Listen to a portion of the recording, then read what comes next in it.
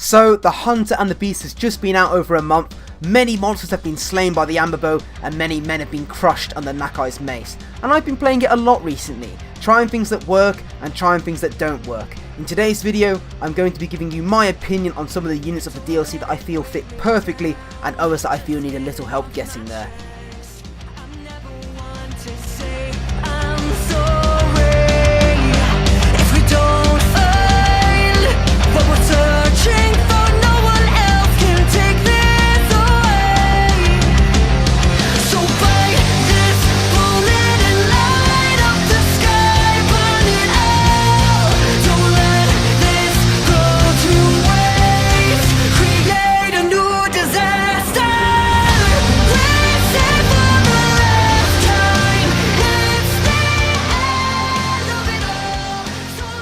Can I just say how nice I think the home screen picture is?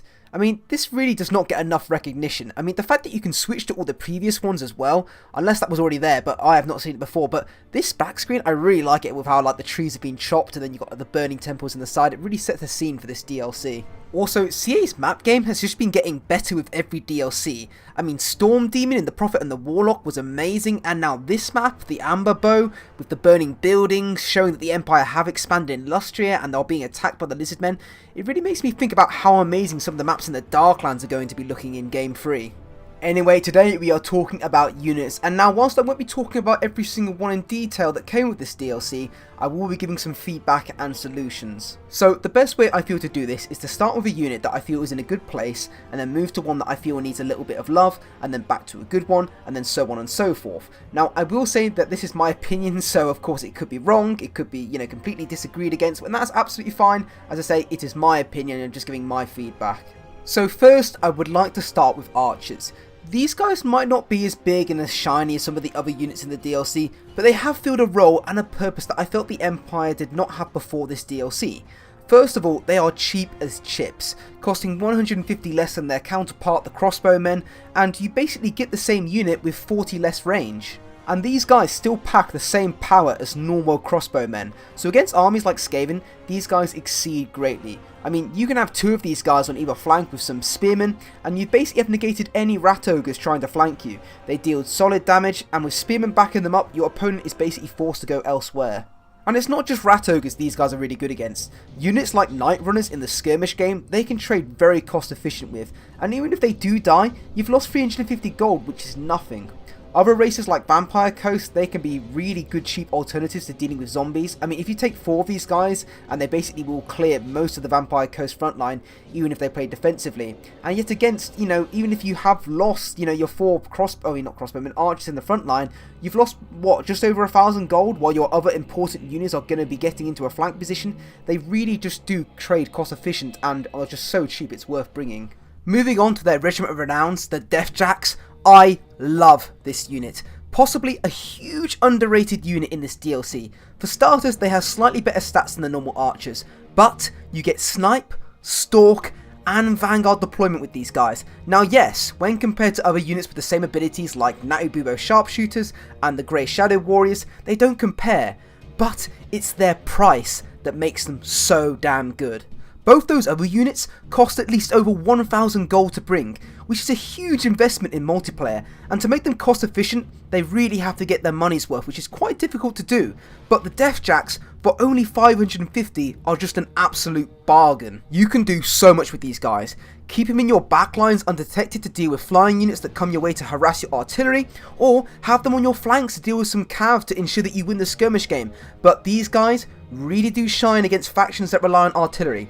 Put these guys in vanguard deployment behind your enemy, and if he has artillery, you can shut it down really efficiently. But the best part is, even if there is no artillery, or if your enemy spots them and kills them off, it's not a big burden because, you know, let's say you lose the Grey Shadow Warriors or the Natububo sharpshooters, you know, trying to do the same, it's far more expensive. But the Deathjacks, they're really cheap, so it doesn't really matter. So yeah, I had to do these guys first as I personally thought they were top tier. But let's move on to Big Daddy Dread Sauron. First of all, this unit looks great. CA have captured the tabletop version of this unit immensely, and the animations and the model itself just look incredible, and seeing something this big in the game only gets me hyped for what we could be seeing in the future, maybe in Game 3. Now, I will say, just before going into more detail, that CA have put out a beta patch trying to tweak the attack animations of this unit to help targeting, which I massively praise, as that was something I was going to mention, as I felt like the Dread Saurons sometimes missed single entities or were not hitting as many models as I was expecting, so props for fixing that so quick. However, Total War Warhammer has had a history that bigger is not always better. Any big unit when brought comes with a few problems. It costs a lot to bring, like Kolek, Dragons and Hell Pits, and they can be countered very easily, making them to get their money's worth very difficult. In multiplayer, when playing as Lizabeth against anyone, they will bring a heavy anti-large focus, since they know that you have many dinos at your disposal. This made bringing things like the Carnosaur a very risky pick, due to your opponent always preparing for that chance it might come. Now, with a Carnosaur, you're risking 1,600 gold, which is already a substantial amount of money, and it's a large unit that can be shut down by so many ranged units. So I would say there's about a 30% chance of making a Carnosaur work against a really good player. With a Dread Sauron, you're basically taking that 30% to a 20% in my opinion. The reason this is because the Dread Sauron costs almost double and is with a far bigger hitbox, and making its money back, even with the feral Dread Sauron, is a daunting task in multiplayer, and it's far safer to use that money in a wider roster when playing. The problems of the Dread Sauron go a little bit further than just money and being countered though. They lack what most other units in the game have, a purpose. The Carnosaur is for taking out large units, the Stegodons are for taking out infantry.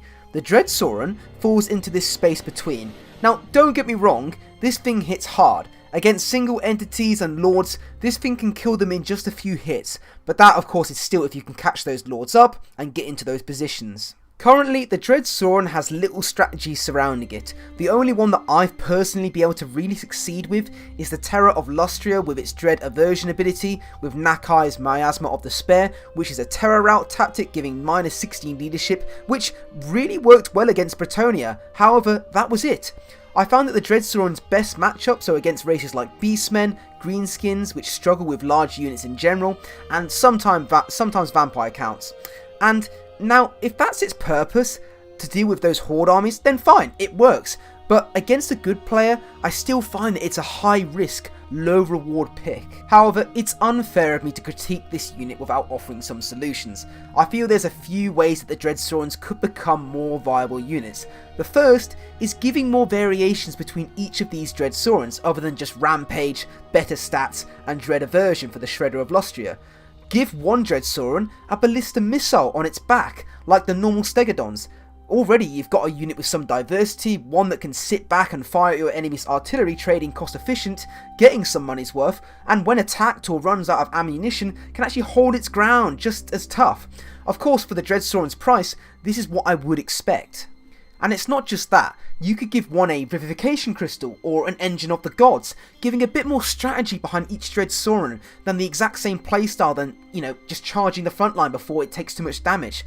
Now, of course, this would require a model rework, so that is probably a bit too much to ask. So let's take some inspiration from the Shredder of Lustria.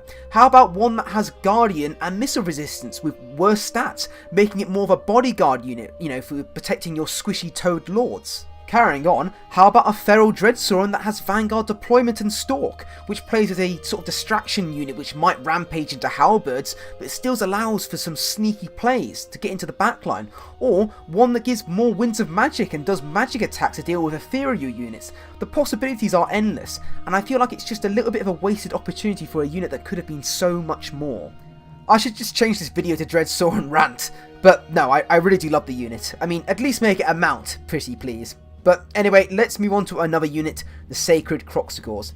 I was very worried about these guys when first playing them, as I felt like they might just make standard Croxagores obsolete. Boy was I wrong.